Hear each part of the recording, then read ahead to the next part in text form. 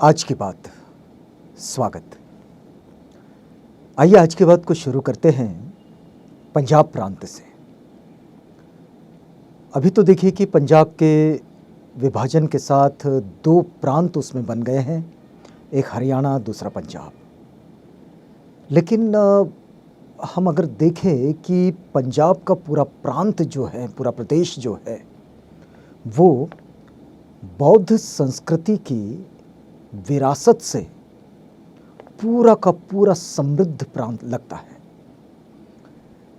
हम बात करेंगे हरियाणा की। हरियाणा में यमुनानगर ज़िला, और यमुनानगर ज़िले में अगर हम उसके आसपास के पूरे क्षेत्र को देखें तो ऐसा लगता है कि क्या यहाँ बौद्ध संस्कृति की कितनी समृद्ध विरासत है, और वो आज तक है। अब देखिए कि आज भी अगर हम लोग देखें तो हरियाणा में एक उत्सव मनाया जाता है, और इस उत्सव को आज तो लोग इसे सरस्वती महोत्सव कहते हैं, लेकिन कभी ये सरस्वती महोत्सव ये बुद्ध पूर्णिमा का ही उत्सव हुआ करता था, क्योंकि आज भी ये उत्सव वैशाख माह में जो पूर्णिमा आती है उसी के आसपास मनाया जाता है। तो इसको ऐसा मान के चला जाए कि ये बुद्ध पूर्णिमा का महोत्सव है, लेकिन मान के चला जाए वो कहने से काम नहीं चलता। आपको बताएं कि भाई इसको सरस्वती महोत्सव ये नाम क्यों दे दिया गया। फिर बहुत सारे लोगों को इसमें आक्षेप होते हैं, आशंकाएं होती है, और बहुत सारे लोग ऐसे होते हैं जो जिज्ञासु भी है कि ऐसा क्यों है। आपको शायद पता होगा कि तथागत बुद्ध की मूल शिक्षाओं में तो कोई खास परिवर्तन नहीं हुआ, लेकिन बौद्धों में कई स्कूल हमें नज़र आते हैं, और इन्हीं स्कूल में एक बड़ा स्कूल है महायाना। ये जो महायान जो है, ये महायान पंथ जो है, बौद्धों की जो स्कूल है, इस स्कूल में आपको कई तरह की परंपराएं मिलती हैं और बड़ी विविधताओं के साथ मिलती हैं।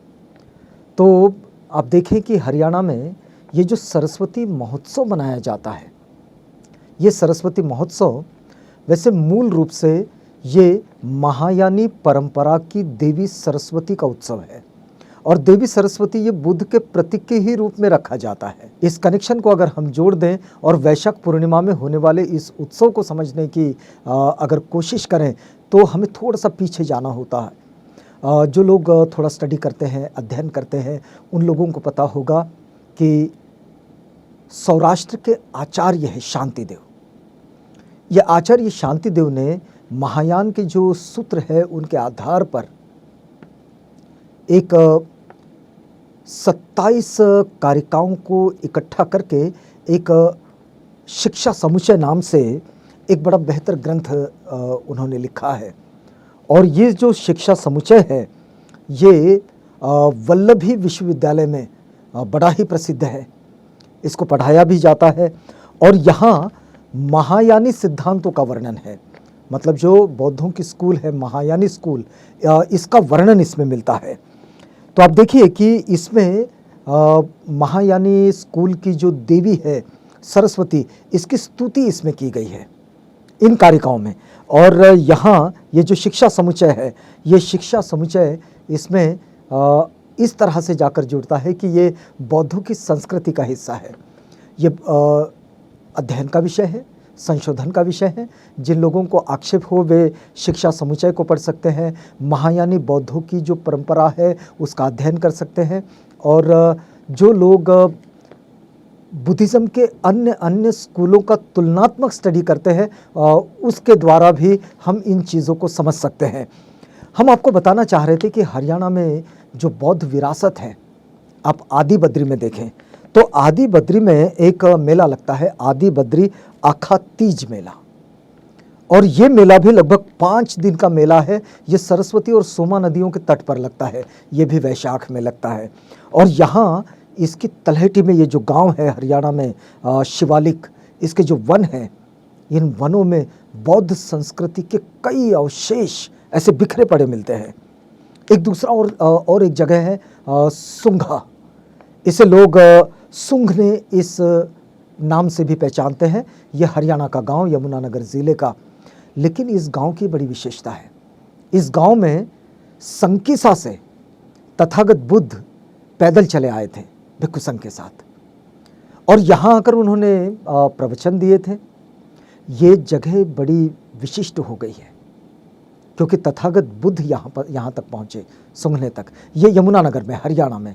और ऐसा होने के कारण आप देखिए कि संकिसा से सुंघने का अंतर, अगर हम पुरातन पैदल रास्ते को अगर देखें तो ये पैदल रास्ता भी लगभग 550-600 किलोमीटर के आसपास का पड़ता है। और अगर इसे आज के मोटर कार वाले नए रास्ते से देखें तो ये लगभग 950 किलोमीटर के आसपास पड़ता है। तो इतना लंबा रास्ता तय करके तथागत बुद्ध यहाँ पहुँचे, हरियाणा के यमुनानगर ज़िले के इस सुंघने गांव में। तो यहाँ सम्राट अशोका ने एक बड़ा सुंदर स्तूप बनाया था। उसके अवशेष भी इस समय यहीं पर है, सुंघने गांव में। आपको बताएं कि हरियाणा की जो थानेसर है, यहाँ राजा हर्षवर्धन की राजधानी हुआ करती थी। यहाँ हमें कुषाण वंश के अवशेष मिलते हैं, यहाँ हमें श्रृंग वंश के भी अवशेष मिलते हैं। यहाँ हर्ष का टीला भी है, यह हर्षवर्धन के नाम पर आता है। लगभग 1988-89 की बात है। यहाँ खुदाई हुई और कई बौद्ध संस्कृति के ईंटें मिले, ऐसी ईंटें जो ठोस ईंटें हैं और जिनके द्वारा स्तूपों का निर्माण कराया गया। जो हमारे यहाँ पुरातत्ववेत्ता, जिन्होंने पुरातत्व विभाग की नींव ही रखी हमारे यहाँ, भारतीय पुरातत्व सर्वेक्षण की, सर अलेक्जेंडर कनिंघम, इन्होंने भी इस क्षेत्र में बड़ा काम किया है और उनके रिपोर्ट्स भी है। उनका पहला सर्वेक्षण भी इसी क्षेत्र पर आता है। यहाँ भुना हिल को देखें, नौरंगाबाद को देखें, खोखरा खोट को देखें, ये सारे के सारे हरियाणा के क्षेत्र, और सब में बौद्ध संस्कृति के अवशेष बिखरे पड़े हैं। आप कभी यहाँ देखें कि 3री शताब्दी का एक बड़ा फेमस स्तूप है जिसे चनेती स्तूप कहा जाता है। ये चनेती, ये स्तूप भी ठोस ईंटों से बना हुआ है। इसके विषय में जो प्रसिद्ध चीनी यात्री है ह्वेन त्संग, जो बौद्ध भिक्षु भी रहे, तो इनके यात्रा वर्णन में भी चनेती स्तूप का वर्णन मिलता है। और यहाँ हरियाणा विश्वविद्यालय के छात्र आते हैं ये चनेती स्तूप पर, यहाँ शोध करते हैं, अध्ययन करते हैं। इन सब चीज़ों को अगर हम हरियाणा को देखें तो हरियाणा का नाम क्यों न महायाना हो जाए। वैसे ये जो बात है, ये बात प्रसिद्ध इतिहास विशेषज्ञ, जो कि इतिहासकार है और इतिहास के संशोधक भी है, अध्ययनकर्ता भी है, संजय सावंत जी, उन्होंने अपने ब्लॉग में लिखे हैं। उनके ब्लॉग की यही बात हमने आप तक पहुंचाई है। तो हम इस समय संजय सावंत जी का भी आभार व्यक्त करते हैं कि उन्होंने बड़ी अच्छी जानकारी ये खोज कर निकाली और ये लोगों के समक्ष रखी, और ये बात हमने आप तक पहुंचाई। रुकते हैं यहाँ पर आज की बात में इस वादे के साथ कि कल आपसे पुनः भेंट होगी, जब हम आज की बात की इसी कड़ी में इसी बात को आगे बढ़ाएंगे। तो तब तक के लिए हमें इजाज़त दीजिएगा।